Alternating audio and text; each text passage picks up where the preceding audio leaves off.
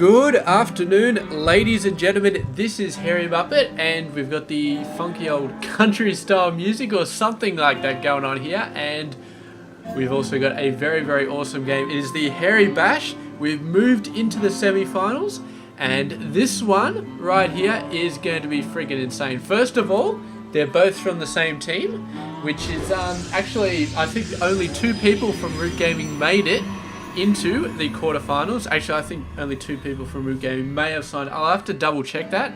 I think there are a couple others, but they may not. They may have been absent or something like that. But anyway, these two meeting up in the semi-finals, and they both played exceptionally well in their respective quarterfinals. But let's go ahead and introduce them first of all. So up the top right side of the map, it is going to be Sage. He is from the United States and obviously plays for Root Gaming, and he did a fantastic job in the quarterfinals, playing off against Demi Love and beating him 2-0. Just really just overwhelming play. I mean, yeah. I can't tell you anything specific at the strategy. It's just mainly link pressure, added in some roaches, added in some hydras, but mainly it was just solid play. Nothing fancy, just absolutely solid play, which got him to the semi-finals. And his opponent down the bottom right side of the map, as the Zerg player playing for Root Gaming and hailing from the US, it is of course going to be Petraeus. And he also, I mean, just in the semi-final series, or the quarter-final series, sorry, just solid play. I mean, it was a little bit dicey for him because he was facing off against Arthur, and Arthur is a very strong player from South Korea, but Petraeus managed to beat him, and yeah, just some really crazy stuff. He actually showed us how to go off against the Void Ray Phoenix from Arthur, running into the Roach Hydra. He was throwing in Queens, he was throwing in Infestors, he was throwing in all sorts of crazy stuff. Really doing a sensational job. And then moving on to game two, he basically just, it was a clutch defense against a cannon rush that Arthur was trying to pull off, and managed to make it work in the end. So yeah, he had a bit of a rougher time, I feel like, in the quarterfinal, just because Arthur is such a sensational player.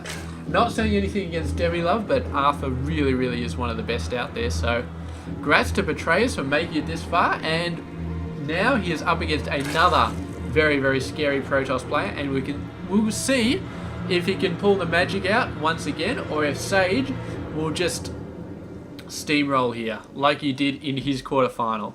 And yes, I suppose these guys do know each other quite a bit. They know each other's play styles quite well because, of course, being from the same team. I'm not sure if they actually live together or something like that in the same clan house, but definitely being from the same team, they will be very familiar with each other's play styles. And I don't know if that's an advantage or a disadvantage. It's probably a bit of both here, but we'll see exactly what these players can do. So we've got a very fast expansion coming out from Sage. Petraeus has got his own fast expansion, but that is to be expected, of course, for a Zerg player. Where's my production tab? There it is. And the Lings are going to get off a very nice scout here, an exceptionally good scout. They don't see anything crazy. They see the expansion. They don't see anything. But the Stargate is going to come down afterwards, and this Overlord over there could potentially just waltz down and see it if he decides to. Oh, the Ling just coming down here, made it onto the ramp before being just absolutely thrown apart. And I don't know, I feel like Petraeus probably, let's have a look, probably did see it being built. So that Ling right at the very last second saw something being built. I don't know if he realized it was a Stargate or not, but I feel like he probably did. So anyway, we'll see. I really don't know, because there was a Roach Warren that came down straight after that thing was spotted. So I wouldn't have thought Roach Warren would be the choice building. But he's going to send his Lings in here, and obviously he wasn't sure about something. So this Link group is basically, they might be able to do some damage, but they're mainly going to be just double checking this scout as well. And Sage, actually, with no Stalker, with no Sentry, is going to be in a bit of trouble here. Has to pop down another pylon, and actually that Forge went unpowered. So lucky he wasn't actually building anything off that, researching anything, but at least it's better than the Forge being destroyed. So good stuff there. A single Phoenix coming out, and he's seen the Phoenix, so yeah, he knows Stargate Tech. So we do see a couple of Spore Crawlers going down at each of his bases. This one is a little bit badly placed. He's got to put another one over down here somewhere, where to protect the gas, because the gas is completely unprotected right now. And now it's going to be up to the Queens to start wiping out these Phoenix, or at least try to protect the Overlords. Phoenix taking a lot of damage. I'm not sure if it can actually finish off this Overlord. It's going to skate around to the other side. Just manages to take it out. Another Phoenix taking out this one. So Sage doing pretty good so far. I don't know how long this Phoenix harassment is going to last, but yeah. This Spore Crawler placement from Petraeus is worrying me a little bit though. His gas is so exposed to this Phoenix, and it's begging for a second Spore Crawler to be placed down there. So here we go. Ling's coming in. They're not going to get through there with a single Zealot blocking the path. Needs like some roach pressure or something like that behind it. We have a look at the income actually. Petraeus doing a pretty damn good job. Keeping it up there, but Sage right behind him in terms of the workers completed. So far both players doing a sensational job of making stuff happen.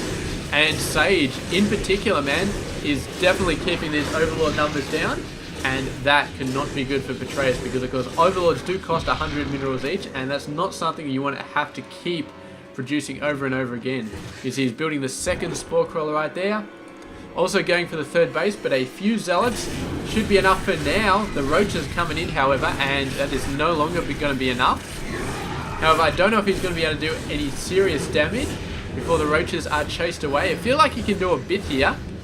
This Mothership Core taking so long to kill a single Roach, but some Zealot reinforcements warping in should be enough to push these guys a bit further away. And with the Roaches coming in, that is it for these Roaches right now, for the Phoenix coming in, sorry, and all the units are going to go down to the Phoenix. So the Phoenix doing a pretty good job so far, and Petraeus realizing that Hydralisks are not a bad idea at this point, because he is just losing so many Overlords in this game, just an insane amount. 5 so far. It's not insane, but it's pretty bad. It's pretty bad to be losing that many Overlords, because that's 500 minerals that you just pretty much completely wasted. So anyway, Phoenix coming out, having a bit of a scout around. Hydras will be out very, very soon to take care of these guys, and the Spore Crawlers are pretty much set up in most phases. We've got a second one here.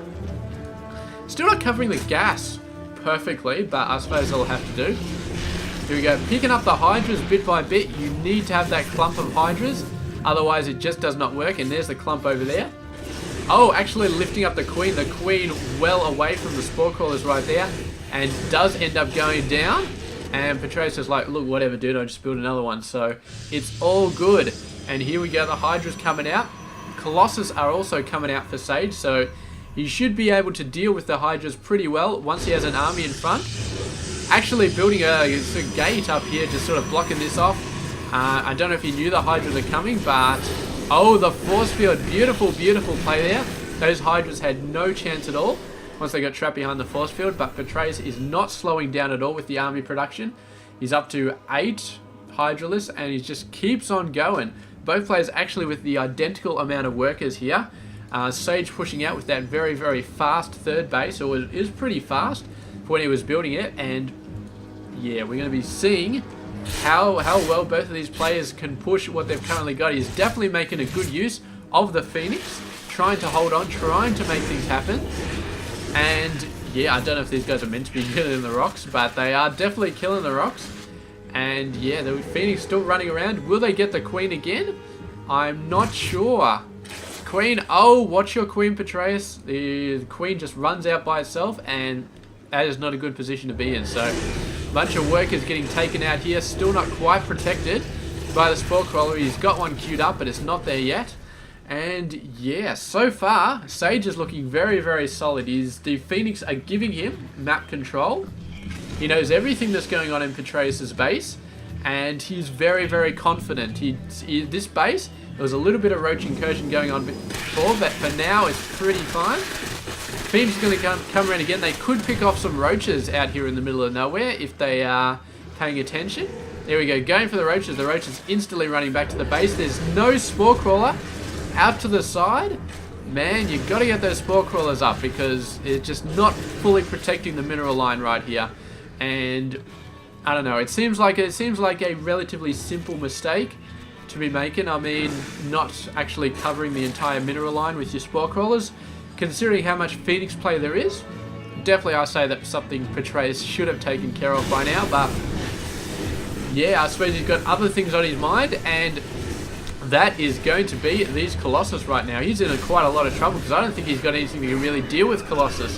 The Corruptor number's not out there. He's only just getting the Spire, so maybe only just realised that the Colossus are out on the field, and I don't know, man. I mean, Sage looking like he's in a great position, although Vipers, he's already got Vipers. What am I talking about? So the Vipers doing a great job.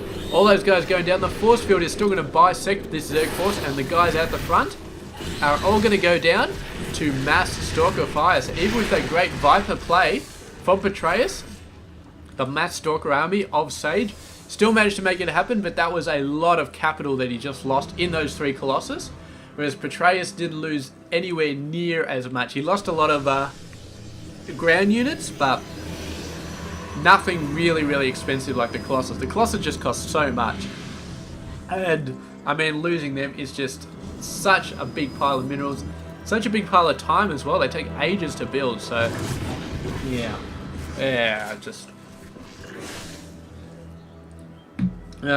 needed a bit of a drink. So anyway, moving on, the Phoenix still going around, but they're not really finding any gaps anymore, I feel like. Although there's still a gap here, he hasn't plugged that up with a Spore Crawler, but whatever.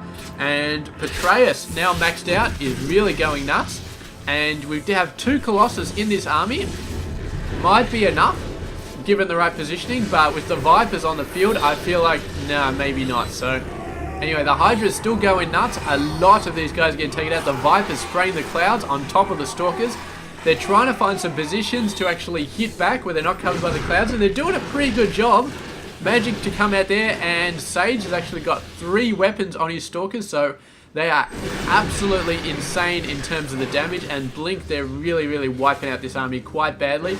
Reinforcements coming out for Petraeus, but I don't know, he's looking like he's backed up against the wall, and the Colossus are definitely not going to be helping his case. Manages to knock down the rocks. I think that was Petraeus who did that, and now he's going to try and hold the high ground here. I don't know if it's going to happen. Viper going to be yanking this Colossus out of position, but nothing to take it out. Trying to take this one out as well, but Petraeus, he's looking like he's backed up against the wall a little bit. Desperately trying to get some forces out to deal with this constant pressure from Sage. Sage is looking like he's very comfortable at the moment, and we can expect him to at least take out 1 mining base in this engagement because, yeah, there we go. Corruptor's coming out though. Doing a good job, taking out both Colossi. The Stalkers not really microing them down as best as they could, although they're starting to go down now, but it's a bit too late. The Colossus are already down. Here comes the reinforcement Colossus, and I think that Sage still has a bit of control here. Petraeus is starting to get up a bit of an army, but there's just so many Stalkers here. Just so many of the damn things. And Sage's Stalker micro is absolutely phenomenal. So, managing to hold up once again. The Stalkers definitely need to keep their eyes on that stuff. And there we go. Sage takes game 1. Sensational job there by Sage. The constant pressure, the beautiful Stalker play at the end of the game.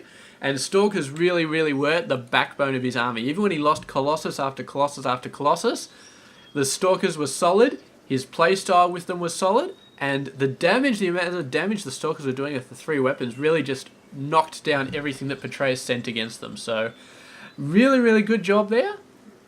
And yeah, so Sage has taken game 1 in this best of 3 series, and it looks like we definitely might have a Protoss in the grand finals. We've only got one other.